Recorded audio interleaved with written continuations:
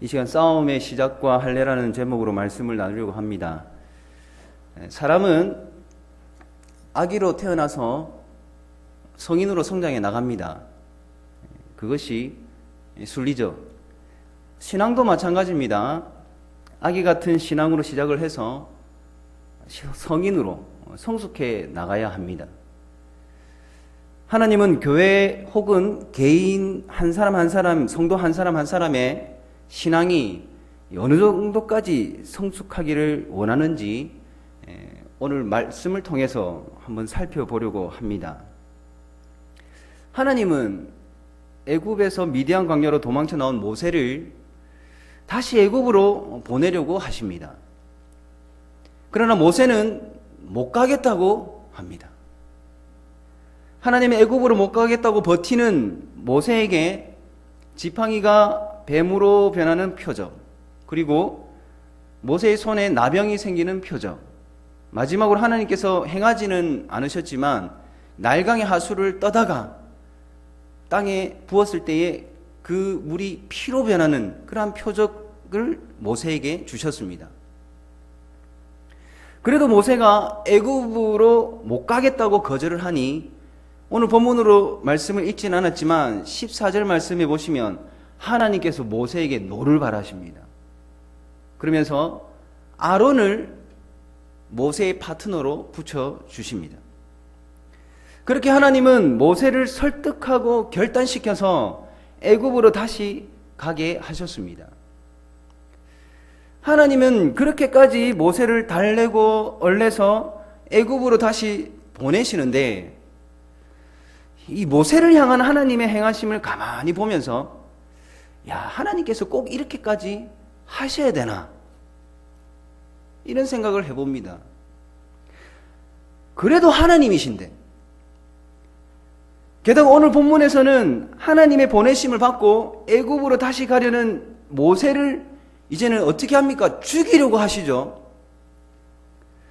겨우 설득시켜 보내시면서 이제는 죽이겠다고 하시는 하나님. 정말 이런 하나님이 이해가 되십니까?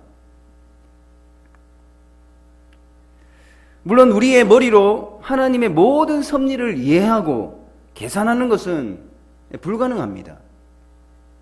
그래서 하나님이시죠. 인간의 머리로 이해를 할 수 없기 때문에 하나님이시고 계산되어지지 않기 때문에 하나님이십니다. 만약 우리의 머리로 이해가 다 되고 계산이 되어진다면 신이 아니죠. 어떻게 그런 신을 믿고 섬길 수 있습니까? 우리가 예배하는 하나님은 절대 우리 머리로 완전히 이해할 수 없고 온전히 예측될 수 없는 분이십니다. 그럼에도 우리가 성경을 통해서 우리 하나님은 전지전능하신 분으로 아시죠? 그렇게 알고 있습니다. 그래서 하시고자 하는 일은 다 하실 수 있는 그러한 분이 우리 하나님이십니다. 이스라엘 민족을 출애굽하려는 그 일도 마찬가지예요. 모세가 그렇게 못하겠다고 하면 그냥 하나님께서 직접 하실 수 있습니다. 충분히 그럴 수 있는 분이세요. 그런데 하나님은 기어이 모세를 기어이 불러서 그 일을 하게 하십니다. 그렇게 모세를 기어이 불러냈으면 맡겨진 일을 잘 할 수 있도록 이렇게 쭉쭉 밀어 주셔야지 왜 갑자기 죽이려고 하실까? 왜 갑자기 죽이려고 하실까? 다행스럽게도 성경은 그 이유를 밝혀줍니다. 본문 24절 이하의 말씀을 다시 보시면요. 하나님은 모세가 묵고 있는 한 숙소에서 모세를 죽이려고 하셨습니다. 그러나 모세 아내 십보라가 아들의 포피를 베어내는 할례를 행하자 하나님은 모세를 살려주셨습니다. 자, 하나님께서 모세를 죽이려고 했던 이유가 뭡니까? 할례입니다. 모세의 아들이 할례를 안 한 것 때문에 하나님은 모세를 죽이려고 하십니다. 도대체 할례가 뭐길래 하나님은 그렇게까지 하실까? 그리고 하나님께서 모세에게 할례를 언급하는 시기를 가만히 보시면 애굽으로 들어가기 직전입니다. 모세가 애굽으로 들어가기 직전이에요. 다시 말하면 모세가 바로와 치열한 이제 싸움을 시작하는 그 시점 앞에 하나님은 할례를 지적하셨던 겁니다. 하나님은 할례를 통해서 모세에게 무언가를 알려주고 싶은 겁니다. 물론 저와 여러분에게도 마찬가지겠죠. 할례는 본문 25절 말씀의 내용처럼 포피를 잘라내는 것입니다. 남자들의 이 포경 수술이라고 보시면 됩니다. 근데 이게 굉장히 아파요. 그 정도가 정말 궁금하신 분은 창세기 34장을 정독해 보시기 바랍니다. 창세기 34장에 야곱의 자녀들이 등장합니다. 야곱에게는 12명의 아들이 있었는데 디나라는 딸도 있었습니다. 야곱의 가족들이 세겜 땅에 갔었는데 세겜 추장이 그 야곱의 딸 디나에게 몹쓸 짓을 했습니다.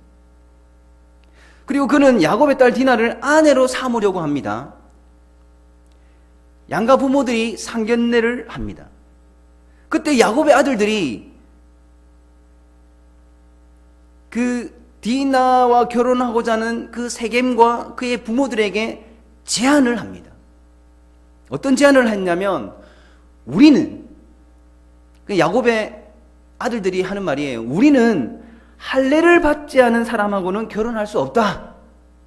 그러니 너희가 할례를 받고 우리 같이 되면 이 결혼을 허락하겠다라고 제안을 했습니다. 이 세겜과 그의 부모들이 그 제안을 받아들였습니다. 그들은 자신들의 땅으로 돌아가자마자 그 성읍에 있는 모든 남자가 할례를 받게 했습니다. 포경수술을 다 한 거예요. 그리고 3일째 되는 날 그들이 아파서 꼼짝을 못할 때에 디나의 오빠 시므온과 레위가 그 성읍의 모든 남자들을, 아파서 누워있는 모든 남자들을 다 죽여버렸습니다. 무슨 말이냐면 단 2명이 한 성읍의 모든 남자를 다 죽일 수 있을 만큼 이 할례는 아픈 거예요. 질문을 하나 드리겠습니다. 전쟁을 앞둔 군인들이 할례를 하면 될까요? 안 될까요?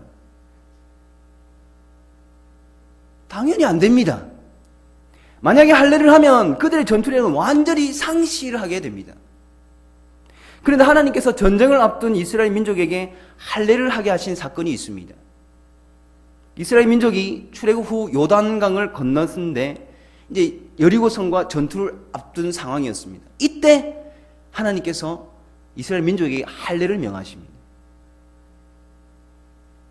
그런 중요한 때에 하나님은 왜 이스라엘 민족에게 그 아픈 전투력을 완전히 상실할 수 있는 그 할례를 시켰을까?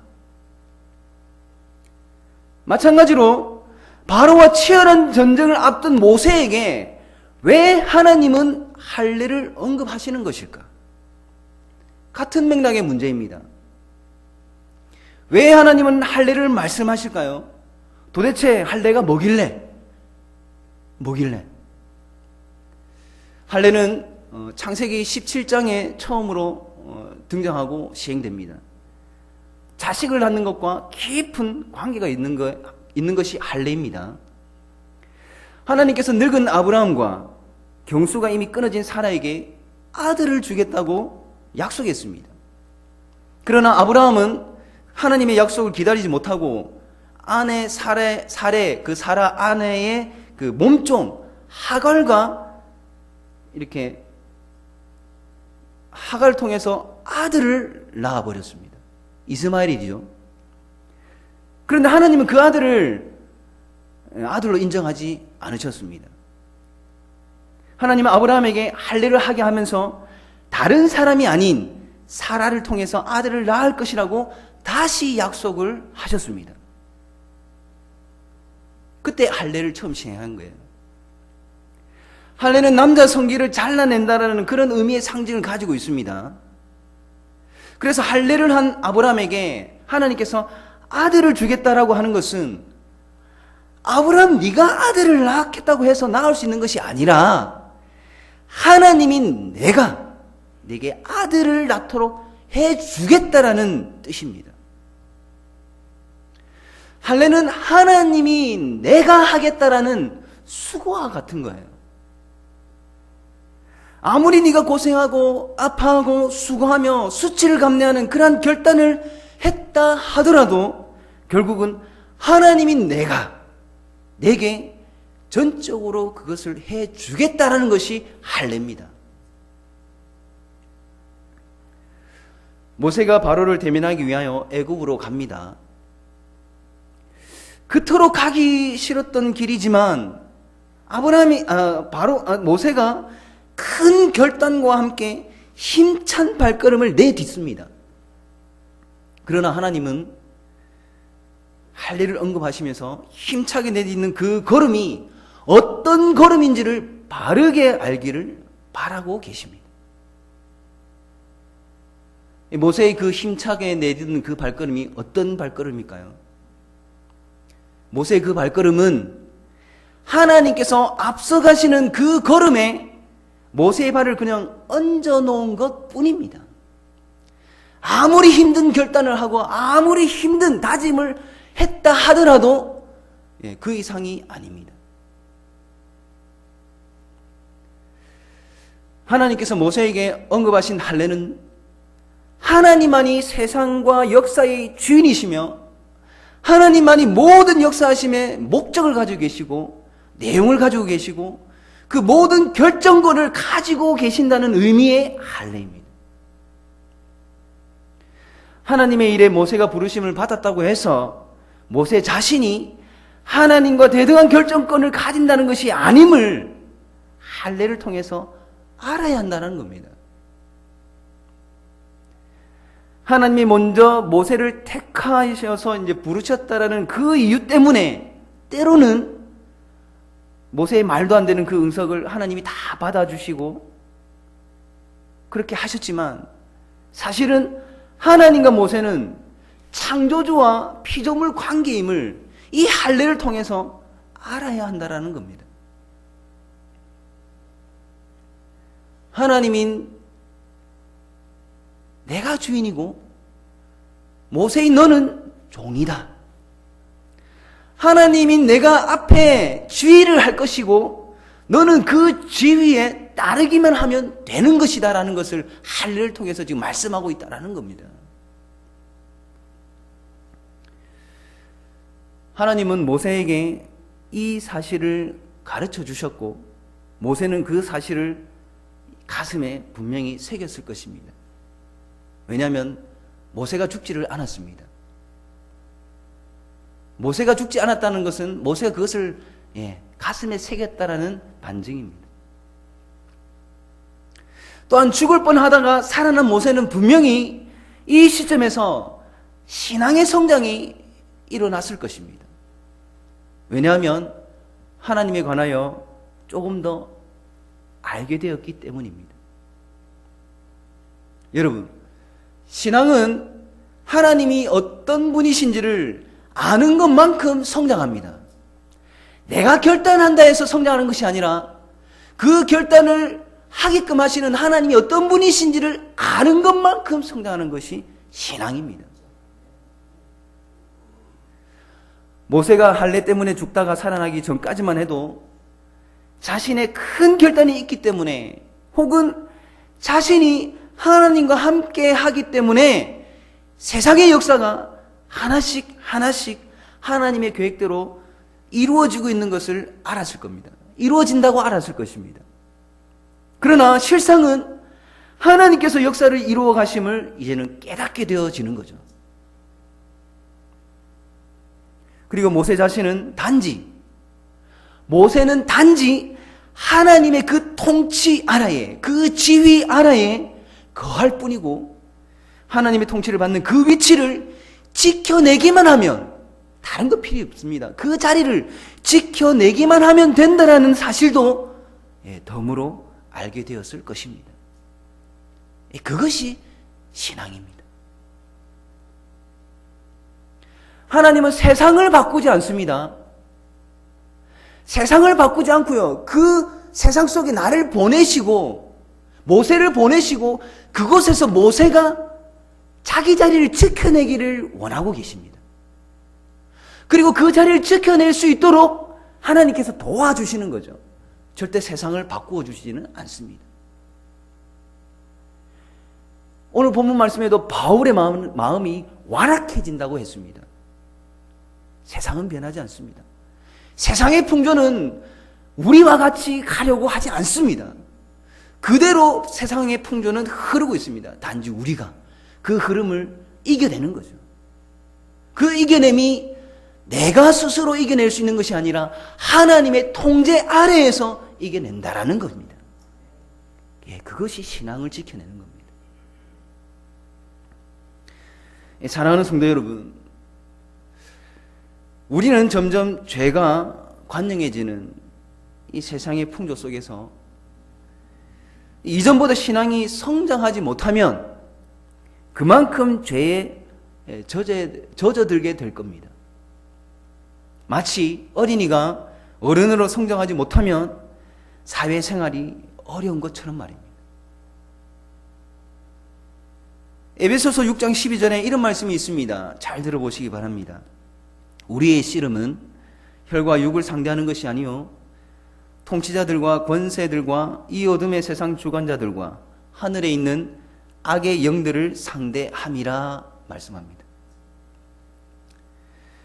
그 말씀처럼 애굽의 바로를 방불하는 통치자들과 권세들이 공중권세 잡은 자를 등에 업고 판을 치고 있는 세상입니다.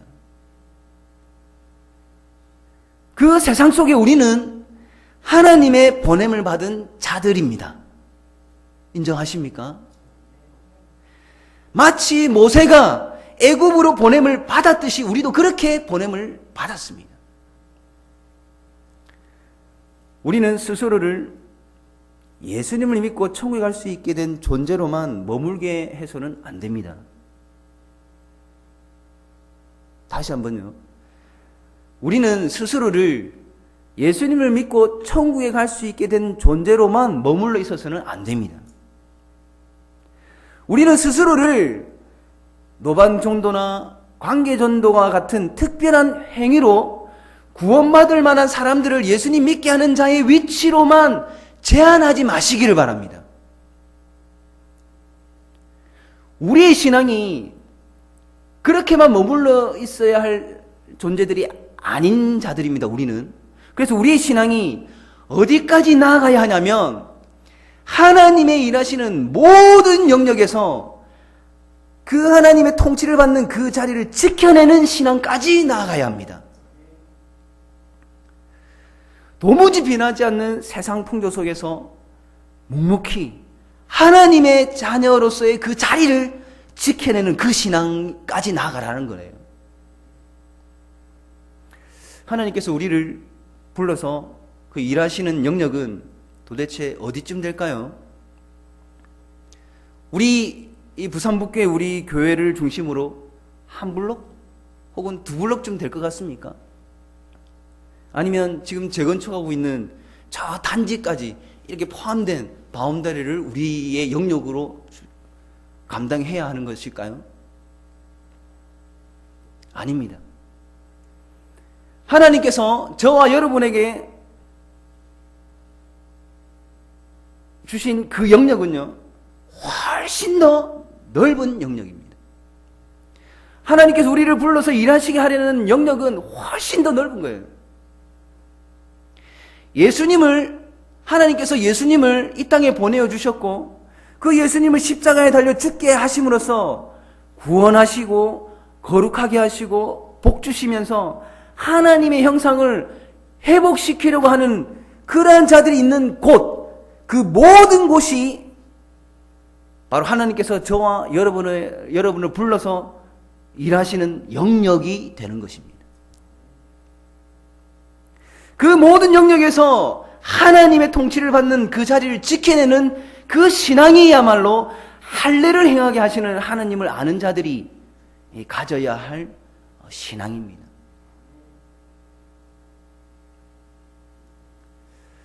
사랑하는 성도 여러분, 잊지 마시기 바랍니다.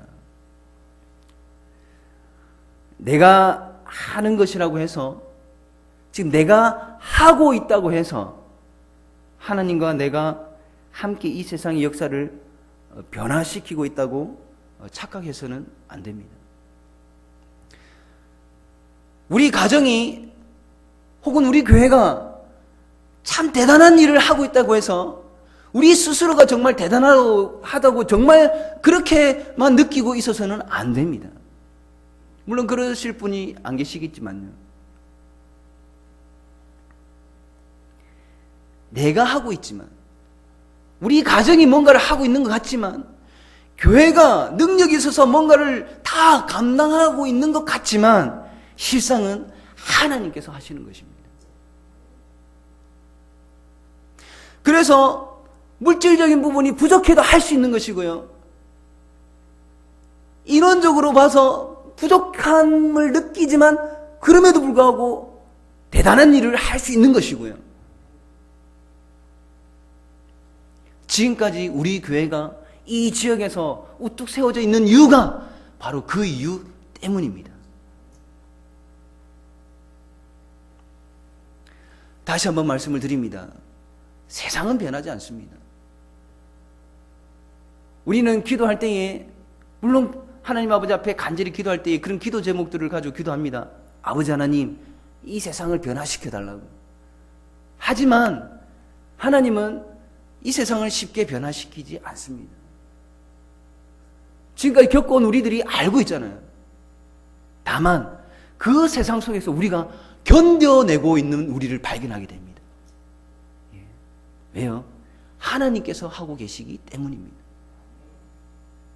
도무지 우리가 그 하나님으로부터 받은 그 빛을 반사할 수 없는 것 같은 그런 힘든 상황 속에서도 세상은 도무지 우리가 반사하고 있는 그 하나님의 빛을 받으려고 하지 않은 것 같음에도 불구하고 그 빛이 계속 비춰지고 있습니다. 왜요? 세상이 받아들이고 있는 것이 아니라 하나님께서 그렇게 하고 계시기 때문입니다. 사랑하는 성도 여러분, 2020년도가 이미 시작되었습니다. 이미 새해가 시작되는 이 시점에서 우리의 의욕이, 너무나도 이 의욕이 막 흥분되어 있어서 앞서 나갈 수가 있습니다. 하나님의 통치하심보다 앞서 나갈 수 있다라고요. 그러나 오늘 말씀을 거울 삼아 하나님의 통치하심보다 앞서 나가지 않는 우리 모두가 되었으면 좋겠습니다. 철저히 하나님만 바라보면서 그 통치 아래에서 내가 그 통치를 받는 그 자리를 지켜내는 그 정도에서 우리의 신앙을 간직하고 유지하고, 이것 때문에 하나님께 눈물 흘리며 이 자리를 지켜낼 수 있도록 도와주시옵소서라고 기도할 수 있는 저와 여러분이 될 수 있기를 간절히 바랍니다.